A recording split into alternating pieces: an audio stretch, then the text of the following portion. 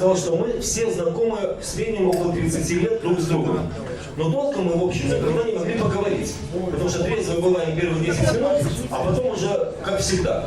Поэтому давайте, наконец, попробуем встретиться, поговорить и познакомиться друг с другом. Как в известном фильме, сначала предполагались торжества, потом предполагались казни, потом решили все это совместить. Поэтому у нас открытие выставки, во-первых. Потом литературный салон, во-вторых. Здесь присутствуют замечательные литераторы Саша Собека, Леня Петренко, в конце концов Владимир Цельстер здесь. Я должен на микрофоне ему еще. Владимир Сидельников здесь. Если уже первая часть нашей программы все-таки открытие выставки художников, то первая байка будет нас у художников. И начну я, наверное, так. У художников часто спрашивают, а что вы хотели сказать своей картиной? Когда творец отвечает, на удивление, кратко. Как, например, Сережа Ойченко. Он отвечал кратко на такие вопросы. Или потом таким образом ответил, как говорит Заборов. Не о своих картинах даже, а о своем видении. Давайте я расскажу, как это было. Это коротенькое. Белорусские кинематографисты решили сделать кино о знаменитом художнике Борисе Заборове в Париже. Приехали к нему в Париж. Мизансценой взялся придумывать Валерий Рубинчик. Режиссер, как известно, прекрасный. Я сейчас говорю все громче. Но фильм художественных. Выглядело это так. Борис фантазирует Рубинчик в ателье у Заборова. Присядь в это кресло. Так. Ножку за ножку закинь аккуратненько, головку этак задумчиво откинь, поднеси пальцы к виску, взгляд вверх, так, художник размышляет над эволюцией объекта, с которым работает на протяжении ряда лет. Борис Заборов убирает руку и, не мигая, смотрит на режиссера. Тот самозабвенно продолжает. Мастер как бы осмысляет путь личности, помещая в различные контексты пространства искусства. Валера, взрывается Заборов, иди нахуй. Дальше приезжают на Монмартр. Народу не протолкнуться. Ставят камеру, свет, вокруг тут же толпа зевак. Борис, задумывается Рубинчик, представь, ты и Монмартр. Художник, раскинув руки, осмысляет, потом прослеживает как массовое искусство, девальвируя образы прошлого, тиражирует идолов нового времени. Заборов громко и отчетливо обкладывает матюками режиссера, съемочную группу и идолов нового времени. Наконец, в Национальном музее Беларуси открылась персональная выставка работ Цельстера и уже, к сожалению, покойного Ойченко. Телевидение, фотографы, дипломаты, милиция держит громадную очередь у входа, стою на крыльце. Подходит журналистка с телевидения и оператор. «Здравствуйте», — говорит. «Что вы испытываете, посетив такую замечательную выставку?» «Горечь», — отвечаю. «Раньше надо было, пока Серега был жив, пока перло ребят всерьез». «Так кто же знал», — смутила журналистка. «Вот теперь, после выставок в других странах, по всей Европе, а раньше кто же знал, что они это...» «Мы знали», — говорю, и бегу догонять друзей.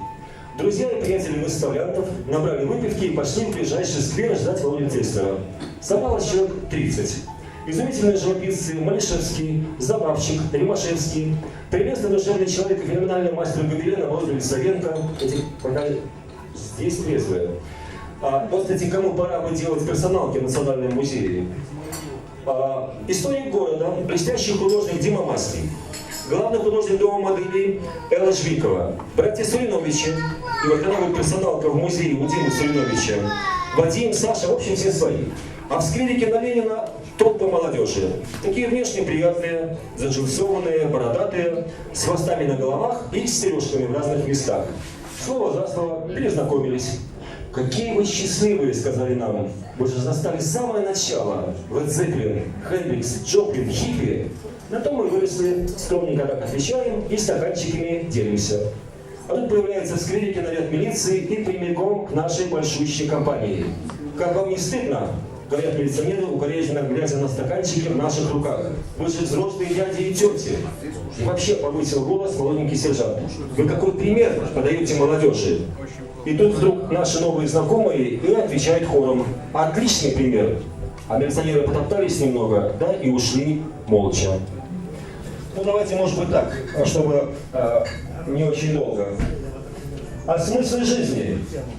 И здесь я вспомню Сашу Забавчика, потому что выставка все-таки его. И я не знаю, кто хочет из Саши сейчас что-нибудь сказать, а надеюсь, что он тоже что-нибудь скажет, или тост, или просто приятные слова, как захочет сам, но Сашу я сейчас упомяну. О смысле жизни. В интеллигентной компании разговаривали о смысле жизни, о предназначении человека, о его миссии, ну и так далее. Очень я быстро ушел выпивать с друзьями. На следующий день гуляем с Сашей Забавщиком по парку. Задаю ему давешние вопросы. Зачем живем? В чем предназначение человека? Его миссия? В чем смысл жизни, короче? Александр неожиданно возмутился. «Неправильные вопросы, Серж», — сказал он. «А зачем Вселенная расширяется? Или в чем предназначение неба? В чем миссия океана?» Мы присаживаемся на скамейку, Зеба, посмеиваясь, продолжает. Но вот представь, миллиарды, секстиллионы атомов лежат себе вечность в космосе. И тут раз, и сложилась мозаика в очередной раз. И несколько кучек атомов выстроились в новом порядке. В мгновение они станут жить. Птицей, человеком, китом, неважно. Главное жить. Смотреть, чувствовать, слышать, радоваться. И одна кучка атомов вдруг начинает ныть. А в чем мое предназначение? А для чего я создан? Александр делает паузу. Ну, тороплю я его. И что ответить? И Зеба продолжает. А вот высыпь эту кучку обратно к тем парням, которые остались, которым еще миллиарды лет ждать очереди, будучи пока камнями, лунной пылью или прахом бездны. Вот этому дураку и объяснят, а зачем миссия? Мы встаем и идем вдоль аллеи. В стороне в кустах компания молодежи. Что-то выясняли сварливыми голосами. Недовольны, видно, чем-то. Чем? Спасибо, спасибо, спасибо. А по дороге домой я вспомнил вдруг двух людей.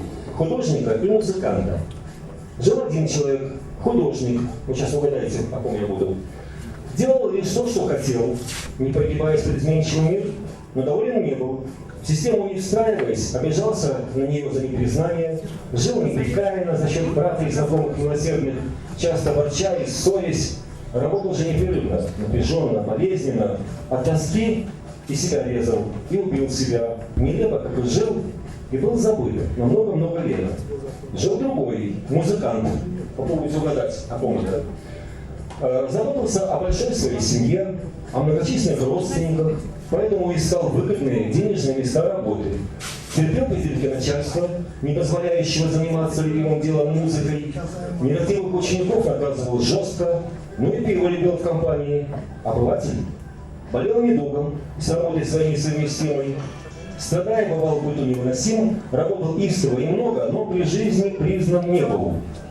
На могиле был помянут лишь как отец талантливых детей и исполнитель музыкальных произведений, чужих. И был забыт на много-много лет. Такими видели их современники. Как увидел, описал я и вас, друзья, в своих байках. Но истории имели продолжение, жизнь всегда продолжается. Первый художник, как вы, возможно, догадались, это художник Винсент Ван Гог. Напряженная динамика построенного моста, всегда узнаваемая сумрачная гамма титанического труда, делай лишь то, что любишь, но люби то, что делаешь. Глядя на его хоть и подсолнухи, я задумываюсь. Второй человек был музыкант, Иоганн Себастьян Бах. Структурировал бывшую и посвятил музыку будущему. Тысячи произведений разных форм и стилей, полифония, oraтории, мессы, написанные в стол, редкие часы, свободные от нудной, но денежной семья, службы. Когда я слушаю его ладно из концерта «Фа минор», я улетаю. Эта тема звучит в французском фильме «Искатели приключений». Помните, вот это самая тема под водой. И еще я вспомнил, как звенели осколки стеклянных стеклышек, зажатые меж стекол стеклянной же трубочкой. Была у артиста такая игрушка. Смотришь дырочку на торце, подкручиваешь трубочку, и видишь там в глубине разные узоры, всегда разные. Мозаика, мозаика, мозаика. Через пару дней мы с Зыбой грузим старинное пианино. До отправки в село Старой Василишки. Там родился прекрасный музыкант, Чеслав Паджинский, Неман. Мы с Верой помогали создавать музей в доме, где он родился. Мы обустраивали территорию, там экспонаты собирали и так далее. С трудом выискали раритеты. Вот и пианино, как в доме Бриджетских, Чеслава Немана, Вера нашла только в Минске. Машина за ним прибыла даже раньше времени. Ждать помощников некогда, а мы вдвоем с Зебой, потому что в машине ехать еще 200 километров. И волочем мы с Зебой инструмент со второго этажа. Подтягиваем к автомобилю, в ужасе гляжу в кузов, метра полтора от земли. Нет, все в порядке. Подняли, погрузили, отправили, но так замотались, что некогда было даже профилософствовать о смысле жизни. Я представляю группу «Яблочный чай», известную всем. Не, играть не буду сегодня. Нет, да. Ну, первый номер. Хрестоматия. Наша певица Таня Легорская. Таня, встань, пожалуйста. Работала преподавателем по классу вокала в проекте канала ОВТ «Новая голоса Беларуси». И вот однажды к ней подбегает взволнованный юноша из Гродно и говорит: это правда, что вы работаете в Полти? Правда, а что? Сказала Таня. На сессии в музыкальном училище мне попался Полти по истории современной музыки. Мы становимся хрестоматийными. Ну, про Леню Веренича вы же все знаете, правда? В конце 70-х в Беларуси была только одна гитара Gibson Les Paul. И она была у Лени Веренича. Надо сказать, что все гитаристы мечтали иметь ее. Многие даже делали кустарные подделки.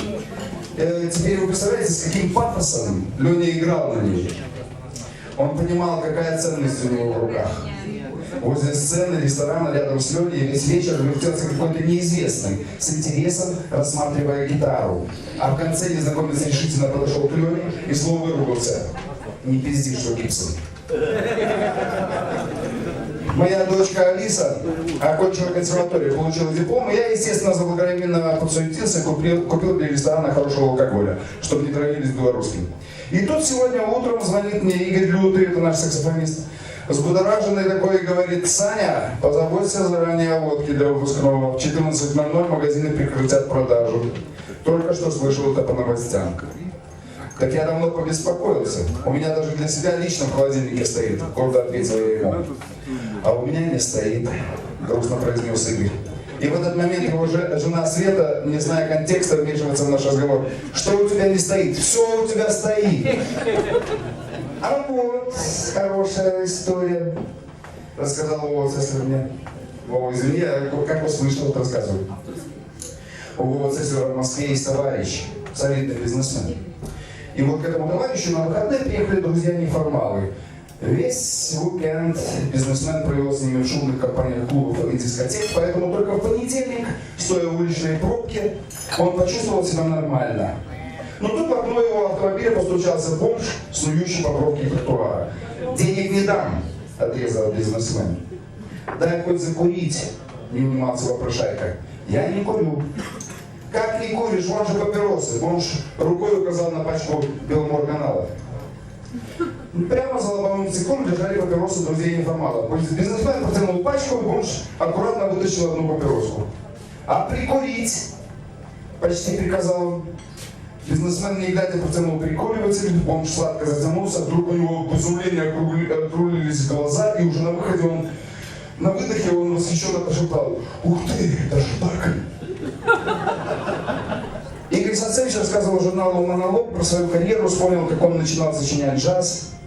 Мы играли в концертах вместе с песнярами, нас представляли как молодежную студию и давали какие-то года время для выступления. Делали что-то свое, я начал что-то писать инструментальные пьесы, послушал первую из них, Ульяна сказал: «Да, под такую музыку хорошо бриться по утрам». Муля джаз недолюбливал, и его образность только лишний раз указывал на это. А вот еще такая история. Однофамильцы. Моя фамилия Сапега, если кто забыл. «Саня, давай я провезу по твоей улице», — предложил Лютый, наш саксофонист, и свернул на улицу Льва Сапеги. Я предположил, наверняка тут живет какой-нибудь мой однофамилец. Представь, Леня Сапега живет на Льва Сапеги. «А что тут удивительного?» — продолжал Лютый. «Я все детство прожил в Кривом Рогу на улице 23 лютого. Меня даже называли 24 лютого. Вот хорошая история тоже приключилась с нами. 25 декабря в Польше никто не работает. Это трудно себе представить, но даже общественный транспорт не работает. Теперь представьте настроение польского пограничника в этот день, когда к нему подъехал автобус Полти. «Покажите по 200 евро каждый», занудно начал он. Мы достали свои личные сбережения, получилось, что каждый взял, как знал, примерно такую сумму. И только саксофонист Игорь Лютый забыл дома деньги. «Ну вот и все», констатировал поляк. «Но мы же на концерт, а у меня вообще сегодня праздник», злился пограничник. «А хотите, я вам на саксофоне сыграю?» Лютый быстро расщепил саксофон и заиграл. «Тихо!» У поляка вдруг радостно загорелись глаза, он жестким жестом остановил, звуки саксофона и тоже позвонил по внутреннему телефону. Агнешка, у меня есть для тебя рождественский праздник, подарок. Да, прямо сейчас, жди. Пограничник положил трубку и скомандовал: саксофонист, иди за мной. Уже через 2 минуты из административного здания доносились душераздирающие звуки саксофона. После такого подарка никаких проблем на границе у нас уже не было. Да, я думаю, у пограничников тоже не было. Наш шофер Петр не особенно вдохновлялся нашей музыкой. Наши джазовые концерты он слушал спокойно, без эмоций.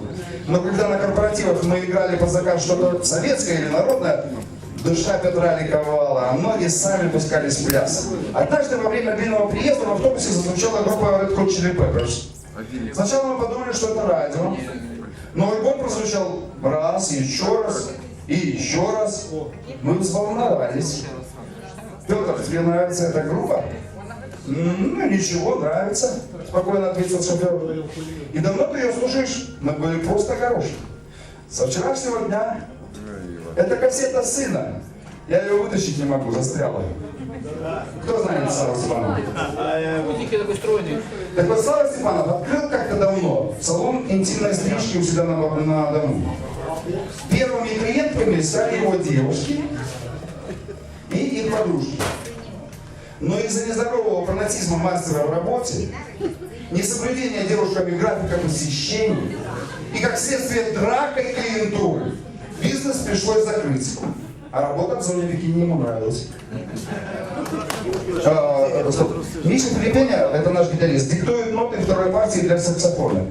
Не спеши, постой, дай записать название, просит Игорь Лютый и аккуратно выводит на нотном листе. Калифорния, по-русски. Это ж песня известная, а ты ее по-русски написал, негодует Миша. Ай, это не важно, диктуй ноты. Как это не важно? Очень даже важно. А ты Калифорнию знают все. Ну хорошо, я впереди напишу слово «гостиница». А это вот моя история, на самом деле. В ресторане, я работал долгое время в ресторане «Планета», еще в те времена, когда Архипов играл, ну, то есть там хорошие ребята были. В ресторане мои барабаны стояли на высоком помосте, красиво. На краешке помоста перед большим барабаном всегда сидел бас-гитарист Толик Архипов. Он еще был руководителем ансамбля и дирижером. На качание грифа его гитары, как на движение дирижерской палочки, я реагировал моментально. Но вот однажды Толик недовольно посмотрел на меня во время тути. Это когда все вместе громко играли. И во время второго тути он тоже брови насупил. А в перерыве сказал: Саня, кончай срать. Я помню, жутко обиделся. Мне показалось, что таким аллегорическим способом дают мне понять, что я плохо играю. Но завтра, когда мы пришли на репетицию, все выяснилось. Впереди большого барабана обычно есть дырочка для воздуха. Так вот, из этой дырки у всех на глазах выглянул местный кабацкий кот. Оказалось, он в барабане устроил себе туалет. Ассоциативный тренинг называется. На работе мы часто играем в ассоциации. Когда тамада долго выпрашивает тосты, нам приходится нудно стоять на сцене в ожидании, и тогда мы играем в ассоциации. Один говорит слово, а все, кто услышал, подбирают синонимы. А то и просто какие-то свои ассоциации на это слово. Космонавт. Шлем. Чемоданчик, отвечает Люда. Какой чемоданчик, все на недоумении? Ну, когда космонавты идут от автобуса к ракете, они несут в руках чемоданчик, где лежит секретное задание. Наши бывшие соседи Раиса и Казик – идеальная пара. Более исполнительного мужа я и не видел вообще. Об этом и история. Твой Казик просто золото, хвалила Жанна мужа соседа. Это золото блеснуло на прошлой неделе, съязвила Раиса. Пришли ко мне мои подруги, сели за стол, я говорю: Казик, поухаживай за Тоней, налей ей водки. Казик налил. Потом я говорю: Казик, положи Тоне салату. Не сиди сложа руки, ухаживай. Затем были танцы, я говорю: Казик, ну что ты стоишь, пригласи Тоню на танец. В общем, в конце вечера захожу в спальню, а там Казик засос целуется с Тоней. Я после этого 3 дня с ним не разговаривал. Малявин и Чикаго. Это Валера Дальненко рассказывал, кстати. Солисту песняров Валерию Дальненко с трудом удавалось достать новый альбом джаз-роковой группы, джаз-роковой группы Чикаго. Он тут же поставил пластинку своим коллегам для прослушивания. После первых же тактов духовых инструментов Малявин закурил и со скучным видом заметил: херня этот Чикаго. Играют как в цирке.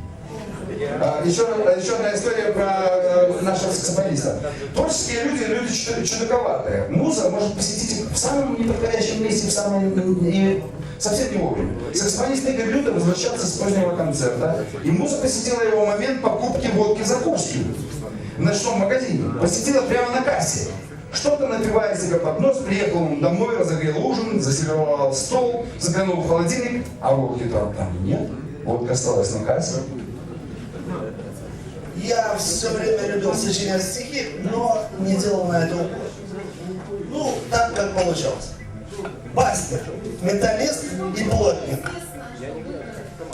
Я слушал диски по металлу, а мама рвала и металла. Не дом, а сумасшедший дом. В то время плотник дядя Ваня мочил с дружками за углом. Мораль той басни такова. Быть может, мама и права. Но лучше слушал он металл, чем в подворотне харч металл. Я курочку кушал в вагоне плацкартном. Холодную, но ничего. А рядом такую же ели с азартом ребята, бойцы ССО. Как много студентов на шумных перронах. Их ждут Уренгой и тайга. Едят они курочку ближе к вагонам. А после в вершах подвигал. Когда была перестройка, все ходили, все ломили за чеками, вернее, не за чеками, а с чеками в чековый магазин «Березка», да? «Березка» он назывался? А девушка забыла. Я надену на жену платье дорогое, юбилейки помянул времена застоя, убегу лесные дали, в чистокол ореховый. Буся, я в такой печали, закрывают чековый. Такие картины, написанные словами, в ретро-романтическом стиле. Называется «Деталечка». Спасибо, мастер, за науку. Твой строгий взгляд тепло получил, когда на типе эту штуку я вам миллиметрики точил. В усы седые улыбнувшись, ты смерил штангелем размер и беломоркой затянувшись, братве показывал в пример. С деталечкой моей полезной по полю сеялка пойдет. А может, тепловоз железный или огромный пароход. Рубли рабочие расправлю в своем фабзайском кительке, чекушку мастеру поставлю, в наш домик побегу к реке, куплю цветочков, шоколаду в прудмаге на речном мысу и первую свою зарплату сестренке с мамой принесу.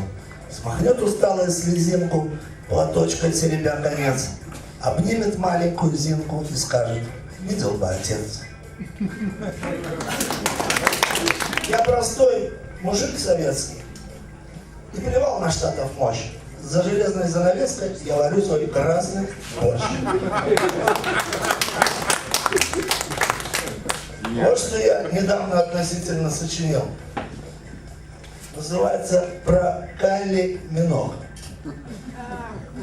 Звенели гармошечки звонко, вторил им портовый гудок. Жила в Ливерпуле девчонка по имени Кайли Миног. Прикольные песенки пела, ни попадью с кем не спала, не часто ходила на дело и абы за что не пила. Любила свободу, что птица, халву с курагой и мацой, и радовать нас ломсадрицей попсовой своей гоп-цацой. Висели по стеночкам диски, поблескивал серый металл. В то ее шаловливую киску в то утро никто не хватал. Читала Якуба Соколу, танка отписал им, что танк. Когда к ним в воскресную школу явился обсаженный пан. Как брата его напоила, как родная стренула мать. А он после банки чернила вдруг стал ее песни ложать. Как смел ты, волчина безродный, устраивать в храме дурдом, когда каждый диск супермодный не дался конкретным трудом. Влепила пощечину звонко, отправив козла за порог. Такая вот, братцы, девчонка по имени Кайли Миног. Из пункта А в пункт Б чужой страны лежал асфальт, мосты и повороты. Природа распускалась от весны, бежали студебекеры с пехотой. Шел капитан, по сторонам глядел, на склонах гор лесное покрывало. Мотивчик Розамундовый свистел. В планшетке предписание лежало. Движение он начал поутру, от козырям знакомому Старлею. Свой токарев засунул в кобуру и на чуть-чуть ослабил портупею. Штабной его мог Виллис подвести и высадить в селении опрятном. Но воин так хотел пешком пройти порассуждать о чем-нибудь приятном. Шагал в военной форме человек, а в вышине глубокой птицы пели. Курил далекой родины Казбек и думал про отрезы на шинели. И теплый свет, спускавшийся с небес, ласкал вперед идущую фигуру. Дорога шла через кудрявый лес, дорога привела в комендатуру. Вот, собственно, такие дела. Купил я Ленина карманного и все читал его, читал. Из парня глупого и странного. Простым и добрым парнем стал. Антивоенная. Бывает, держишь за чеку, граната разорвать сорвется, а ты держишь на ней руку и нихуя себе не дерется. Есть такие поэты с претензией, вот такая, проводит такого поэта. Что-то промчалось над нами. Чему же это быть? С длинным хвостом и двумя головами что-то промчалось, и нет его быть.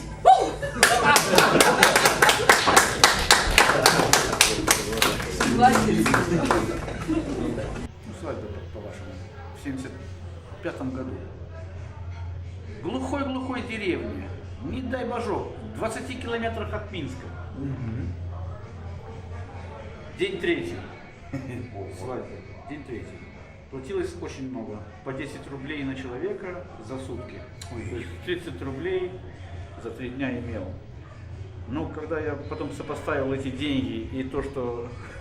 От тебя требовал? Да, это просто какой-то был караул. И вот, на третий день свадьба. Все сидят за столом, опять-таки едят, пьют. Сколько же можно есть и пить-то? И вдруг слышим голос.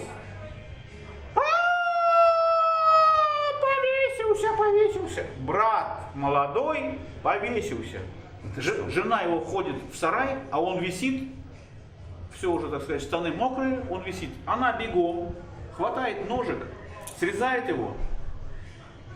И мы выбегаем уже, вокруг людей, ну, вся свадьба вокруг, он лежит, бедняга, как все есть, да?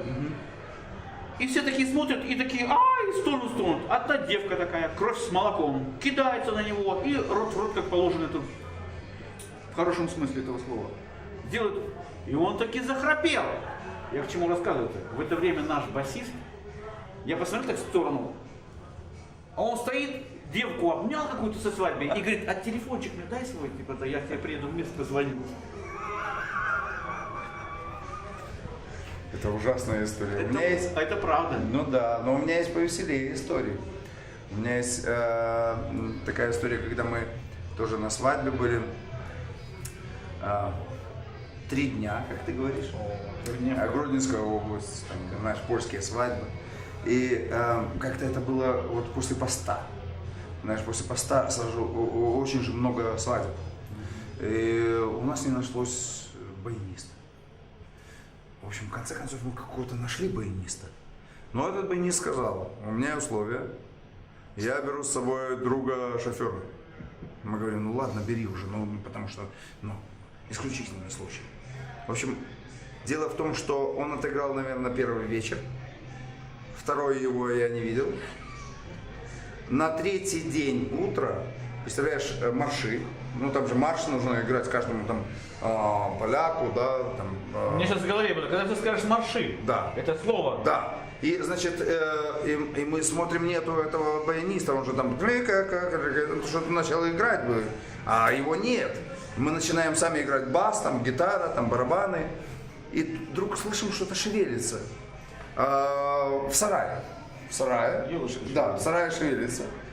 И вдруг что-то хрясь падает, и выходит наш баянист полностью в говне. Он спал. Оказывается, проходил, услышал, что есть музыка, это его работа, и провалился прямо в дерьмо коровы. Ай, браво! Вот такая история. Ай, браво! Сидим мы на другой свадьбе, играем, отыграли отделение, уже сели за стол, все, я голодный, конкретно голодный. Есть охота, и мы такие уже то, и то цокнем, что то проходит хозяюшка, говорит, музыкантики, ешьте. Он говорит, да мы едим. Говно вы едите, добро ешьте. А такая еще история смешная, когда Крама еще вначале играли тоже по свадьбам. Ворошкевич, привет. Да, Ворошкевич, привет. Играли по свадьбам, и на гитарке играл Саша Газизов. Газ. И значит, они расставились, все во дворе, собачка тут бегает на привязи.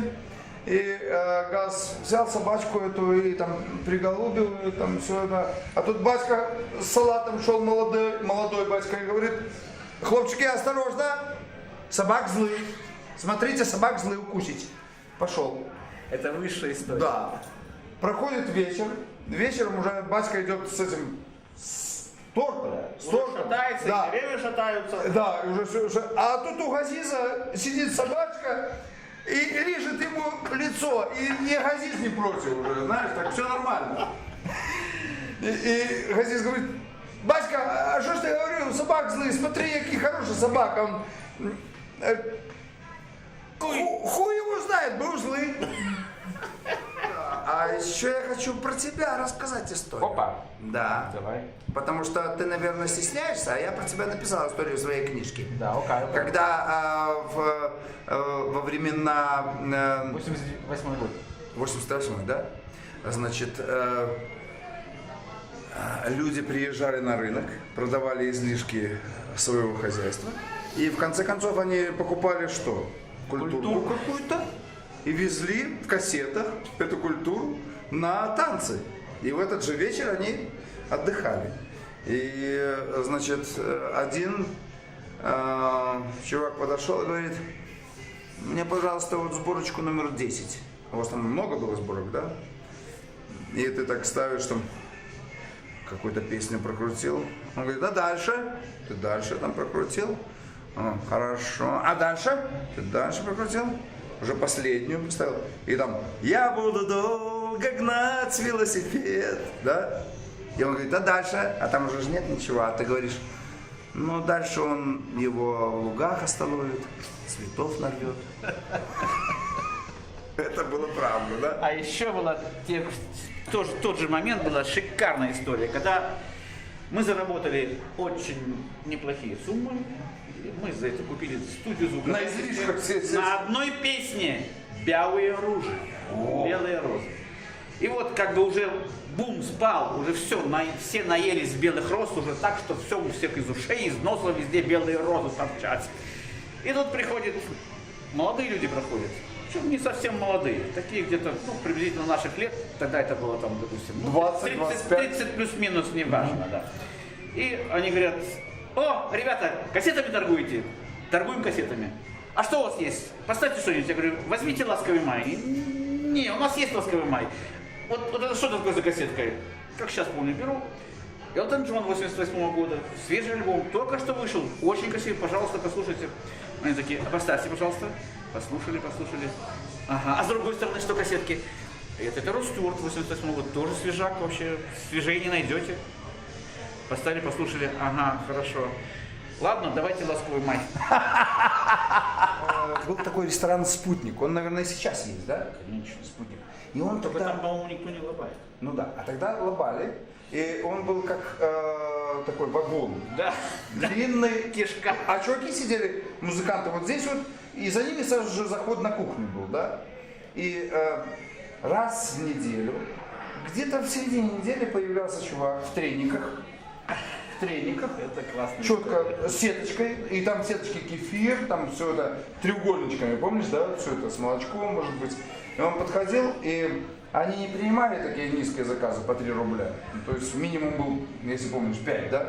Конечно. Но для постоянного они брали.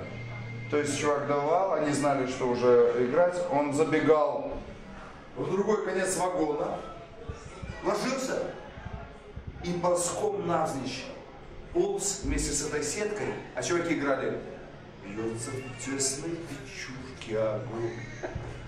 На поленьях, в смолах, да? Как лазу. То есть, и, конечно, люди, которые не знали, которые впервые попали в этот ресторан, они, наверное, больше туда не приходили. Но чувак ходил каждый день. Тюмень, один из лучших, не один из лучших, а лучший ресторан Тюменя.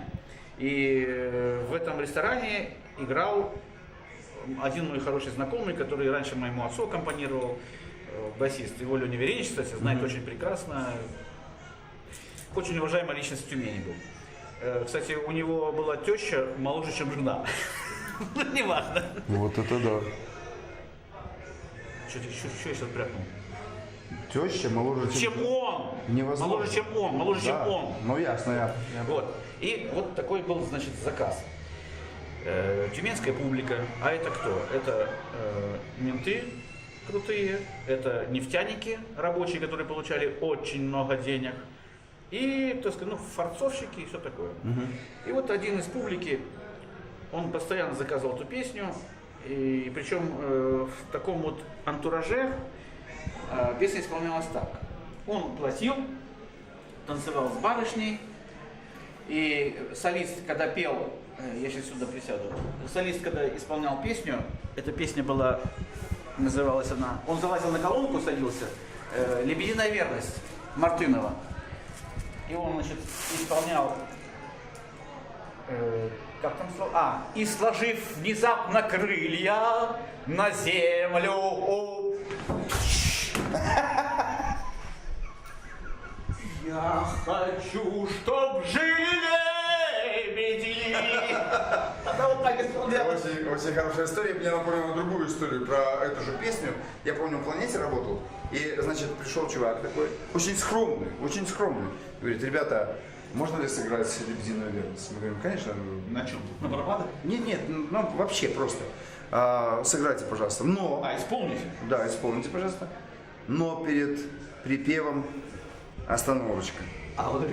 И по моему знаку. Мы говорим, хорошо. И мы поем.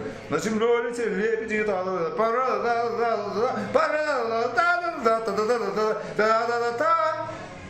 и мы же смотрим, что же дальше. Чувак, значит, откупоривает бутылку, наливает рюмочку и так.